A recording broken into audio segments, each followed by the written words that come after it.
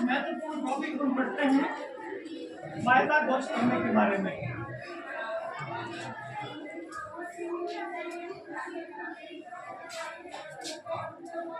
Pythagoras प्रमेय ये तकरीबन आपके 8वीं में भी था, 9th में भी है, 10th में भी है और आगे भी आपके ये आएगा। ये पाइथागोरस प्रमेय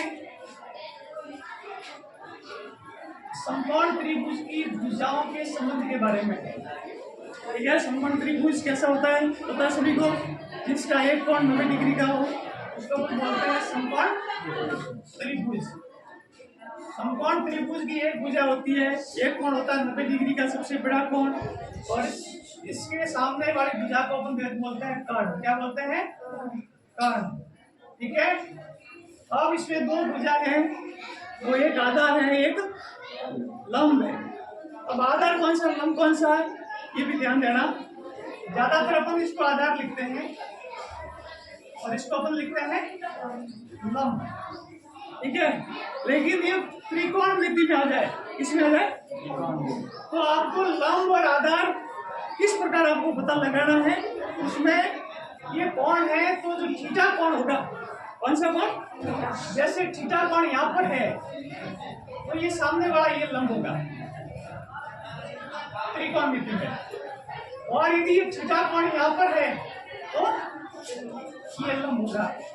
ठीक है, और ये होगा आधार।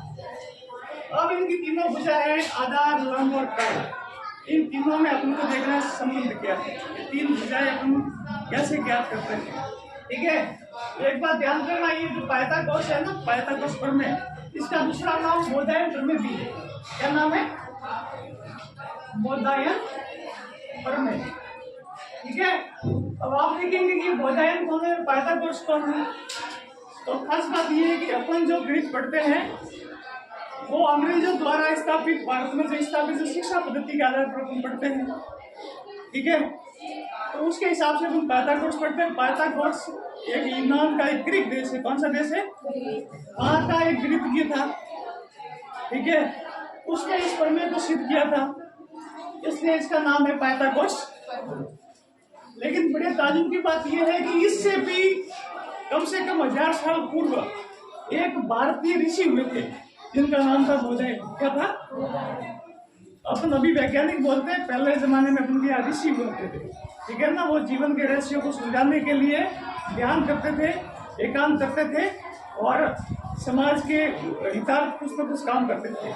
तो ये बोधायन है, उन्होंने इस पाइथागोरस से भी 1000 साल पहले इस प्रमेय को सिद्ध कर दिया था, इसलिए इसका दूसरा नाम है बोधायन प्रमेय। क्या नाम है?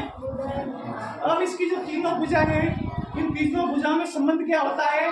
जो सबसे बड़ी भुजा है वो है आपके कर्ण। ठीक है, तो कर्ण का स्क्वायर, बाकी जो शेष दोनों भुजा है, आधार का स्क्वायर प्लस लंब का, ये आपस में संबंध है। सबसे बड़ी भुजा का वर्ग शेष दोनों भुजाओं के वर्गों के योग के। अब आपको कर्ण ज्ञात करना है। क्या ज्ञात करना है? तो इसका स्क्वायर आपको हटाना है, इसका स्क्वायर हटाएंगे तो यहाँ अंडर रूट आ जाएगा। क्या आ जाएगा? आधार का स्क्वायर प्लस। ठीक है भाई, अब आपको मान लो क्या करना है, आधार। क्या क्या करना है? आधार। कर्ण के लिए प्लस करना है, बाकी के लिए आपको माइनस करना है। सबसे बड़ी भुजा को पहले लिखना है, जिसको हम बोलते हैं कर्ण माइनस लंब का स्क्वायर। ठीक है, इसका यदि स्क्वायर हटाएंगे तो आधार बराबर आएगा कर्ण स्क्वायर माइनस लंब का स्क्वायर का रूट कर देंगे। ठीक है, और मान लो आपको लंब ज्ञात करना है, तो लंब का स्क्वायर बराबर क्या होगा? कर्ण का स्क्वायर प्लस माइनस आधार का स्क्वायर। ठीक है, तो लंब बराबर क्या होगा? इसका अंडर रूट कर लो, कर्ण का स्क्वायर माइनस आधार का। दिमाग में बैठा? आपकी एक भुजा है, इससे आपकी तीनों भुजा आप ज्ञात कर सकते हैं। ठीक है, कर्ण ज्ञात करना है तो ये, ठीक है, आधार ज्ञात करना है तो ये, लंब ज्ञात करना है तो ये।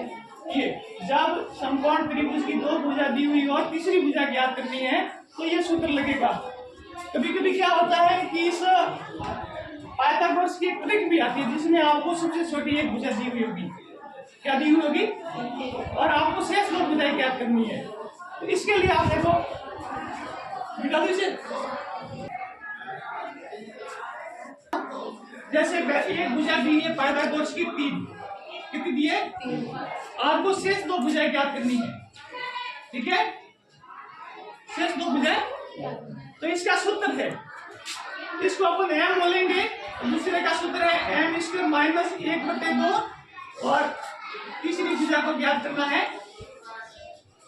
ठीक है, अब ये है आपके 3, तो यहाँ 3 का स्क्वायर माइनस 1/2 और यहाँ 3 का स्क्वायर प्लस 1/2।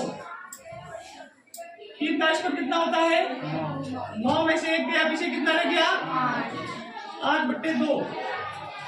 9 प्लस 1, 9 में 1 जोड़ा कितना है, 10/2। तो ये आपकी भुजा आ जाएगी 3, 4 और 5। ये आपके तीनों भुजा है। ठीक है, यदि पहली भुजा दी है तो शेष ये पाइथागोरस ट्रिक से आप शेष दो भुजाएं ज्ञात कर सकते हैं समकोण त्रिभुज की।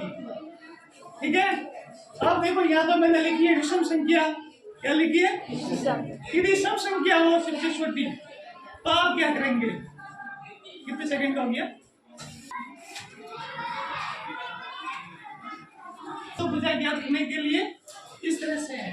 अब अपन के पास में मान लो कि पहली भुजा सम है, कैसी है, जैसे ये आप लिखे आपके 6, क्या लिखे हैं, आपको इसको दूसरा ज्ञात करना है तो 6/2 का आप स्क्वायर कीजिए और -1 को घटा दीजिए और 6/2 का स्क्वायर कीजिए और 1 को प्लस कर दीजिए। अब ये हो गया 3 का स्क्वायर कितना होता है, और 3 का स्क्वायर प्लस 1। ठीक है, 3 को 3 से गुणा किया 9 में से 1 घटाओ 8 और 3 का 3 से गुणा किया 9 में 1 जोड़ा 10। सम संख्या के लिए आपको ये ज्ञात करना है।